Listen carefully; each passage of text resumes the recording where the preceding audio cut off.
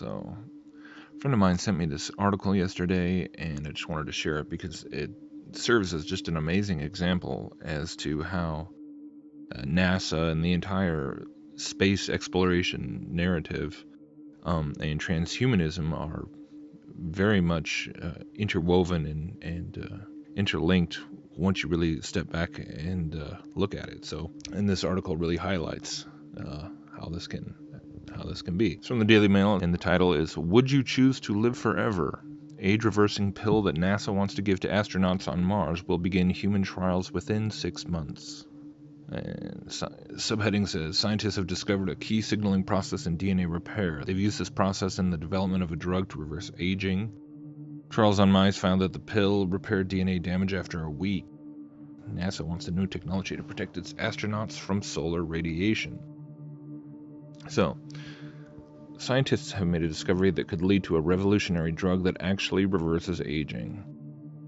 The drug could help damaged DNA to miraculously repair and even protect NASA astronauts on Mars by protecting them from solar radiation. A team of researchers developed the drug after discovering a key signaling process in DNA repair and cell aging. During trials on mice, the team found that the drug directly repaired DNA damage caused by radiation exposure or old age. The cells of the old mice were indistinguishable from the young mice just after 1 week of treatment, said lead author Professor David Sinclair. Human trials of the pill will begin within 6 months.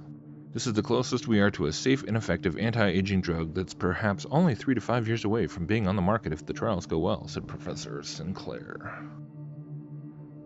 The work has drawn the attention of NASA, which is considering the challenge of keeping its astronauts healthy during a 4-year mission to Mars.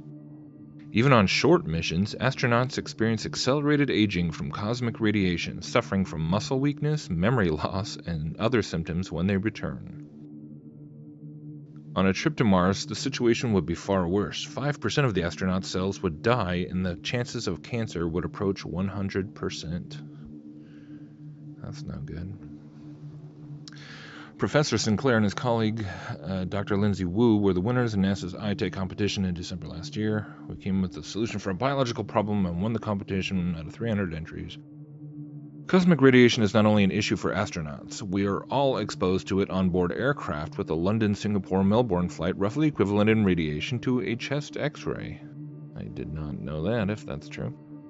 In theory, the anti-aging pill could mitigate any effects of DNA damage for frequent flyers. So, see, it's not just about space travel. The other group that could benefit from this work is survivors of childhood cancers. Dr. Wu says 96% of childhood cancer survivors suffer a chronic illness by age 45, including cardiovascular disease, type 2 diabetes, Alzheimer's disease, and cancers unrelated to the original cancer. Gonna have to do with all the poisons in the food, water, and the air. Anyways, all of this adds up to the fact that they have an accelerated aging, which is devastating, he said.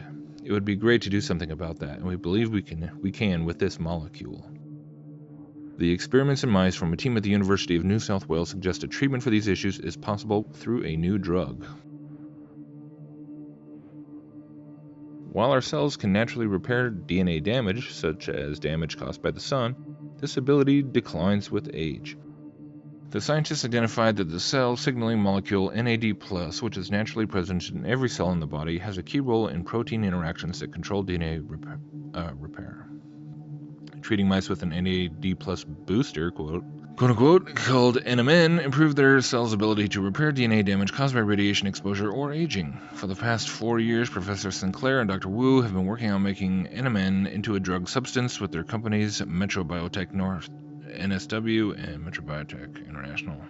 Human trials will begin this year at Brigham and Women's Hospital in Boston.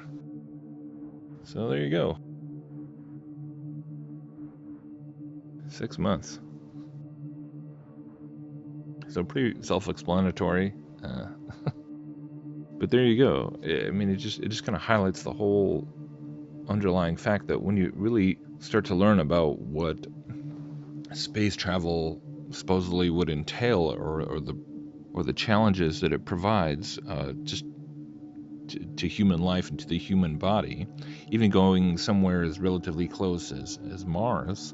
And when we understand that this is all it's all a narrative. There is no space, there's no space travel. So, what is kind of the point of all this? In many ways, you can look at just the whole concept of outer space as just sort of an archetypal representation of death and mortality, because that's that's what it is.